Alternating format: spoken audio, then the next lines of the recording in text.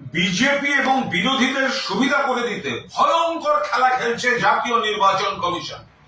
এতদিন পর্যন্ত নিয়ম ছিল বিএলএ 2 যারা হবেন তারা সেই বুথের বা সেই পার্টির হতে হবে, এবং বিএলও তো অবশ্যই সেই বুথ বা পার্টির হতে হবে।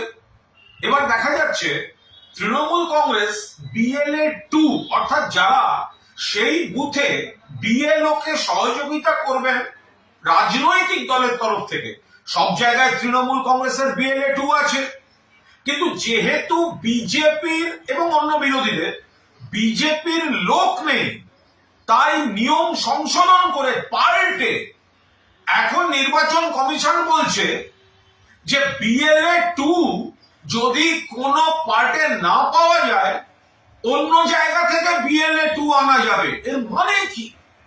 বিএলও যেমন সেই পার্ট বা সেই বুথ থেকে হতে হয়, বিএলএ 2ও তো সেই বুথ থেকে হবে। এখন বিএলএ দেওয়ার লোক নেই ওদের, ওরা ভোটে এজেন্ট দিতে পারে না, মিছিল মিটিং এ এপাশেরটা ওপাশে পাঠাতে পারে, কিন্তু সাংগঠনিক গাফিলতি তো ধরা পড়ে যাচ্ছে।